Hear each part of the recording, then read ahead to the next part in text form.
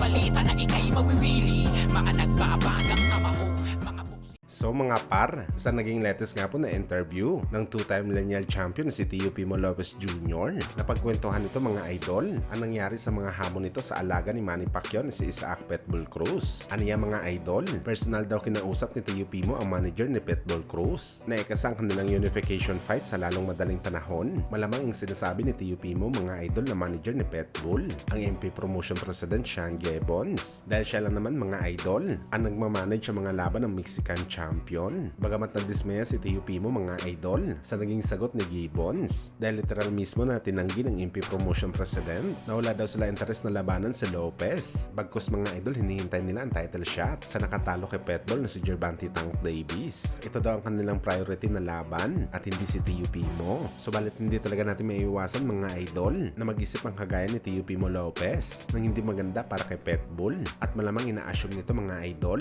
na kaya ayaw ng kampo ni Pitbull Cruz na lumaban sa kanya dahil alam daw talaga nila na tagilid sila kay Teofimo kung saan lumakas palalo ang kotob ni Teofimo na isang duckers itong si Pitbull dahil ang sinasabi nila na priority nila ang rematch kay Tank Davis kaya ayaw nila palagan ng hamon ni Teofimo sa unification fight sa 140 pounds. Hindi naman nangyari mga idol at sa halip kumuha na lang sila ng laban para depensahan ang WBA title ni Pitbull sa kapwa nito Mexicano na si Jose Valenzuela sa bakbakan nila sa undercard ni Crawford sa August 3. Ano ba sa tingin nyo mga idol? May punto bang sinasabi ni Teofimo na kaya ayaw lumaban ni Pitbull dahil tagilid dito manalo sa kanya sa bakbakan?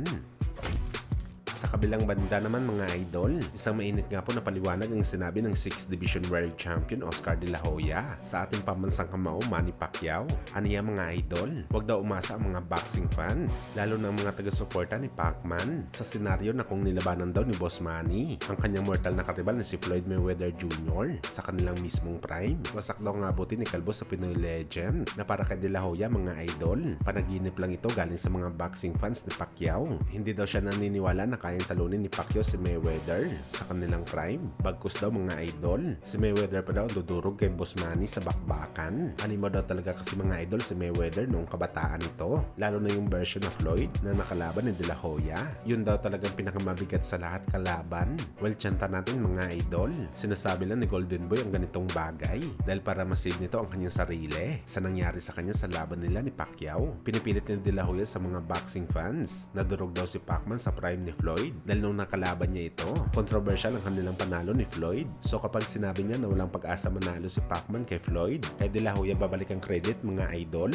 dahil para sa kanya tinalo niya si Mayweather sa bakbakan. Sa gayon may ebsan man lang nito mga idol ang nakakahiyang nangyari kay Oscar De La Hoya sa naging laban nito kay Pacman na hanggang sa ngayon mga idol tila hindi pa ito nakamove on na binugbog lang siya na maliit na boxer na galing lamang sa lightweight na si De La Hoya sa middleweight na lumalaban. At isa pa mga idol, suportado naman ng facts. Bakit ayaw lumaban ni Floyd kay Pacman dati? Ito dahil halimaw naman talaga ang prime ni Pacquiao, lalo na yung kinalaban ni Miguel Cotto na kinikilala dati ng most avoided fighter pero pinayupi lang ito ni Pacquiao sa bakbakan.